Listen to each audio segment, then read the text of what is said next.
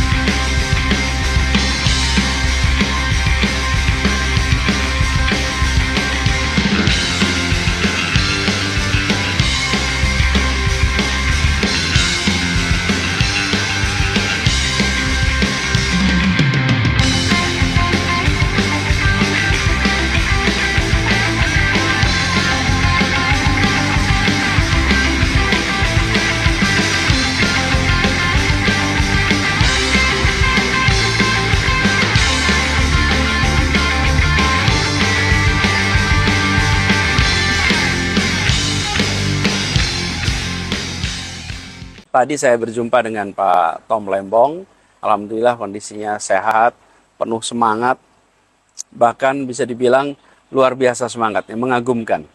Karena beliau memiliki sebuah keyakinan atas semua yang dikerjakan, sehingga tercermin itu di dalam obrolan.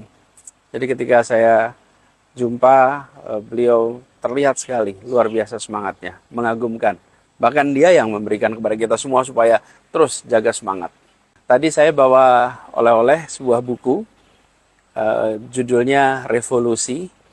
Ini adalah kisah perjuangan para pendiri Republik yang selalu yakin, optimis, dan positif. Dan tidak pernah berhenti mencintai Indonesia sesulit apapun kondisi yang dihadapi. Ini buku sejarah. Dan sejarah selalu berkisah tentang peristiwa yang sudah terjadi. Dan di sejarah itu kita bisa melihat bahwa pribadi-pribadi yang mengusung kebenaran selalu ujungnya mencapai atau dibukakan pintu kemenangan. Jadi saya tadi berikan buku Revolusi untuk Pak Tom. Terkait dengan perkaranya kami malah tadi tidak banyak membahas. Jadi kita serahkan kepada tim pengacara untuk membahas ini. Tapi satu hal saya sepemahaman dengan 8 fraksi, seluruh fraksi di Komisi 3, bahwa apa yang dialami oleh Pak Tom Lembong ini tidak mencerminkan rasa keadilan. Saya sepemahaman dengan pandangan Komisi 3, seluruh fraksi berpandangan seperti itu, dan kita ikuti saja proses hukumnya. Insya Allah kebenaran akan menemukan jalannya. Tentu kita terus mendoakan, mendukung, dan mengerjakan semua yang mungkin untuk membantu Pak Tom Lembong. Kita semua doakan, insya Allah kebenaran akan menemukan jalan untuk menemukan keadilan, insya Allah. Alhamdulillah, pada hari ini saya berkesempatan mendampingi Bapak Anies Rashid Baswedan mengunjungi Bapak Tom Lembong di Rutan Salemba Cabang Kejaksaan Negeri Jakarta Selatan. Assalamualaikum warahmatullahi wabarakatuh. Alhamdulillah, pada hari ini saya berkesempatan mendampingi Bapak Anies Rashid Baswedan mengunjungi Bapak Tom Lembong di Rutan Salemba Cabang Kejaksaan Negeri Jakarta Selatan. Pada kesempatan tersebut, saya mendampingi dan mendengarkan obrolan kedua tokoh nasional tersebut di dalam ruangan tahanan.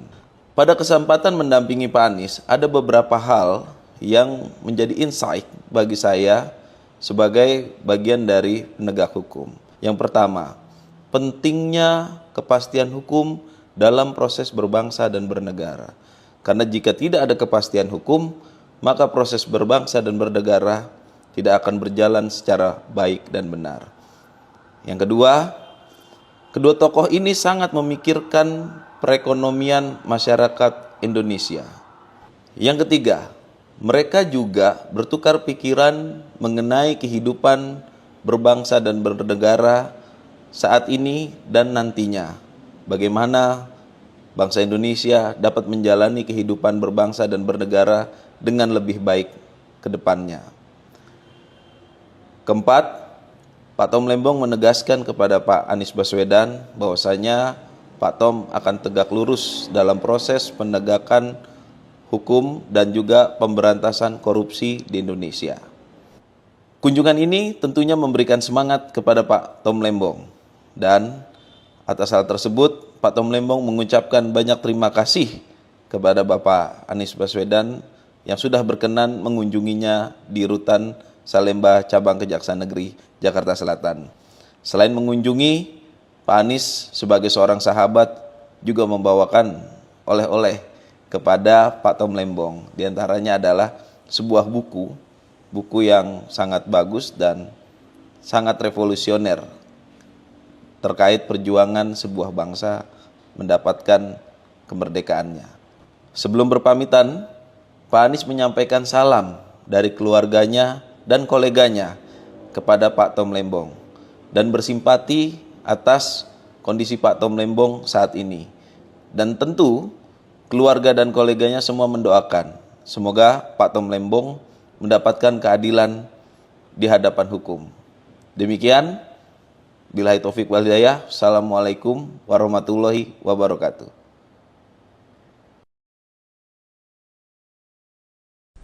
Dan juga beliau meminta ada perwakilan dari kita untuk membantu di sana.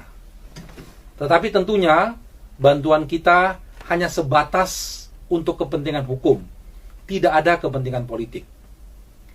Sama-sama kita ketahui bahwa ketika beliau menjabat sebagai Menteri Perdagangan, tentunya membuatkan kebijakan-kebijakan yang pada saat itu, kontekstualnya pada kejadian di saat itu, dalam kondisi darurat yang harus beliau mengambil kebijakan. Tapi beliau yakinkan kepada kita semua kebijakan yang diambil telah melalui proses yang benar. Dan beliau yakinkan juga, beliau tidak punya keinginan untuk mengambil keuntungan sedikit pun terhadap proses kebijakan tersebut. Jadi yakinlah kawan-kawan, tidak ada yang perlu dikhawatirkan terhadap kasusnya Pak Thomas Lembong, karena beliau yakin proses yang sudah dilakukan secara benar dan tidak ada kepentingan apapun yang menguntungkan buat dirinya dan orang lain dalam kebijakan tersebut.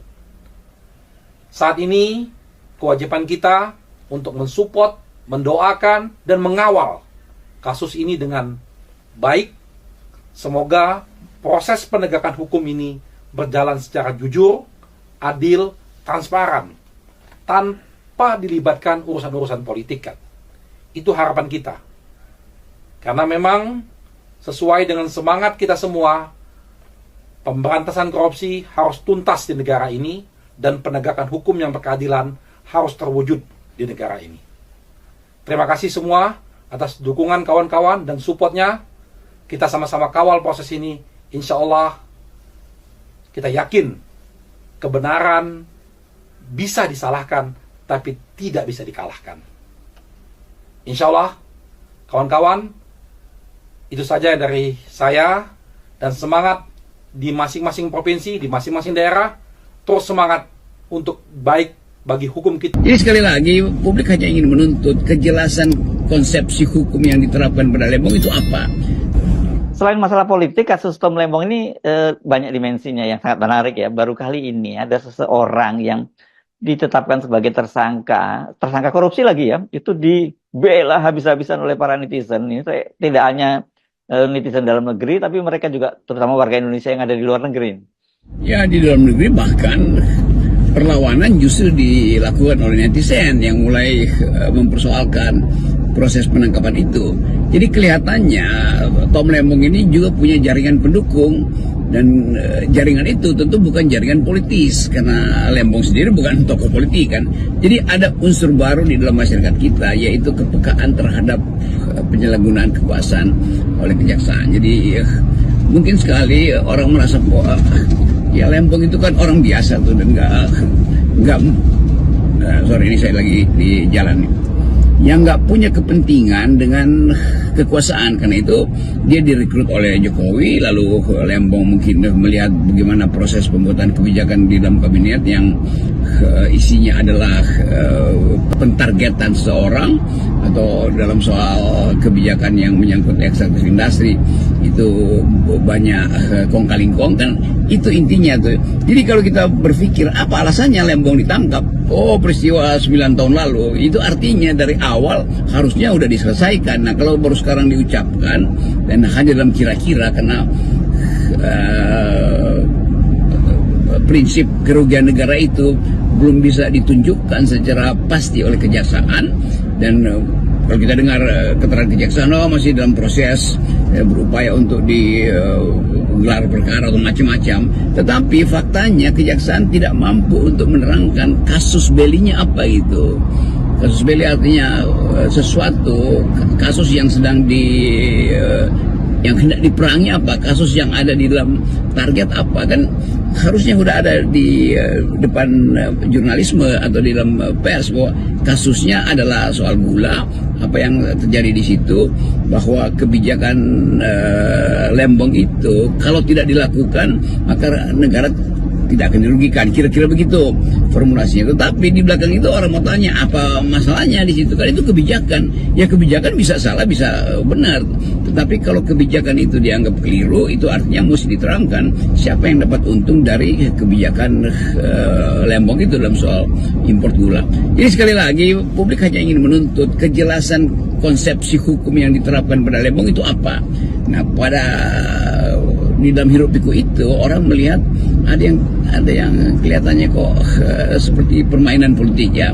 Jadi jangan disalahkan kalau LSM atau terutama netizen mulai mengepung kejaksaan dengan prinsip bahwa ada abuse of power dilakukan oleh pihak kejaksaan. Di mana ada check and balances, di mana ada hukum yang baik, hukum yang tidak korup. Tapi kalau misalnya satu lembaga sudah terkontaminasi dengan korupsi yang akut, mana bisa kita bicara tentang kebebasan? Sebagai contoh misalnya, apakah presiden diam saja politisasi yang dilakukan oleh Kejaksaan Agung terhadap Tom Lembong misalnya? Masa menersangkakan high profile seperti ini nggak lapor kepada presiden? Jadi kalau penegakan hukum itu benar, presiden tidak boleh intervensi. Haram hukumnya intervensi. Tapi kalau tidak benar, wajib hukumnya untuk intervensi seorang presiden. Karena itulah tanggung jawab dia untuk menegakkan undang-undang dasar, undang-undang dan peraturan seluruhnya.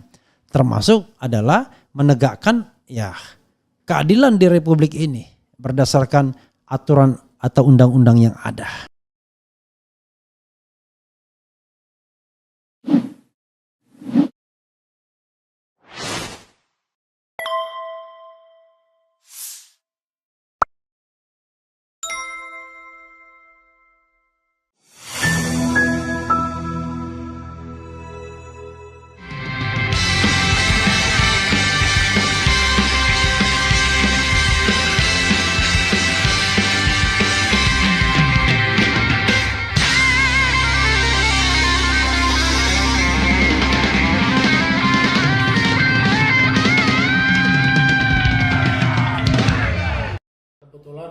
Bukan kebetulan salah satu hakim itu memang hobinya memberikan hukuman bebas. Nah ini guys, tiba-tiba muncullah kasus Thomas Lembong ya guys. Menurut saya Thomas Lembong ini intercept dan ini sangat pesanan. Kenapa? Karena impor gula ini terjadi pada tahun 2015-16 dan saat itu Thomas Lembong itu persoalannya administrasi, jadi sama sekali bukan korupsi. Nah oleh karena itu guys, jangan mau diarahkan atau displit perkara ini, diintercept lebih tepatnya, tiba-tiba konsentrasi kita kepada Thomas Lembong. Tapi tetaplah berkonsentrasi kepada Saruf Rikar ya. Kenapa Saruf Rikar ini akan membuka bahwa saya 100% yakin karena praktek mafia kasus ini sudah 10 tahun, saya yakin ada hakim agung itu yang terlibat. Nah tiba-tiba ketika mau menyentuh ini diintercept Thomas Lembong. Jangan mau dengan permainan kejaksaan. Ini kejaksaan sudah diintercept, ya, udah dipotong langkahnya. Ada yang ingin mengalihkan isu bukan lagi kepada hakim agung. Saya meyakini seyakin-yakinnya hakim agung itu terlibat. Bagaimana mungkin mereka memutus perkara pembunuhan, kemudian yang terbukti hanya penganiayaan dan hukumannya 5 tahun. Secara hukum hakim ini layak ditangkap. Kenapa? Karena menurut pengakuan Saruf Rikar, dia sudah ketemu salah satu hakim meski belum menyerahkan uang, dan dia sudah terima 1 miliar yang namanya Markus Saruf Rikar ini, guys. Jadi jangan mau dijebak perkara ini berhenti ke Thomas Lembong yang kasus abal-abal, tapi totallah konsentrasi. Dan saya yakin selama 10 tahun ini akan melibatkan menteri, ya, melibatkan tokoh politik, melibatkan konglomerat dan hakim-hakim agung yang lain. Saya yakin itu. Jadi tetaplah konsentrasi bagaimana Zakar ini atau Saruf Rikar ini dibongkar semua, hakim agung siapa dan perkara-perkara siapa, saya yakin akan terkuak. Jadi jangan mau diintercept dengan kasus Thomas Lembong. Jadilah orang merdeka, orang cerdas, pintar, hidup di alam merdeka. Assalamualaikum warahmatullahi wabarakatuh. Sobat RH sekalian, jumpa lagi kita di channel yang keren ini. Keren jelas. Ya, sahabat era sekalian, ini ada pernyataan menarik dari Muhammad Taufik, pakai Q ya. Kalau yang namanya kasus Tom Lembong ini 100% pesanan katanya. Dan ini hanyalah pengalihan dari kasus Saruf Rikar. Jadi Saruf Rikar itu, sobat era sekalian, adalah maklar alias Markus alias maklar kasus, pernah menjadi kepala Pusdiklat di Mahkamah Agung dari tahun 2012-2022, sekarang sudah pensiun, dan beberapa hari yang lalu ditemukan uang senilai 920,9 miliar rupiah dan emas antam 51 kg di kediamannya. Luar biasa kan, karena dia diendus menjadi maklar kasus atau Markus dalam kasus Ronald Tanur yang menghilangkan nyawa seorang wanita, kekasihnya, kemudian dibebaskan dalam pengadilan. Dan di Mahkamah Agung akhirnya dihukum lagi 5 tahun, tetapi sebenarnya ada upaya untuk menyuap Hakim Agung, dan seperti yang dikatakan tadi M. Taufik, salah seorang hakim sudah bertemu dengan Saruf Rikar. Sebagaimana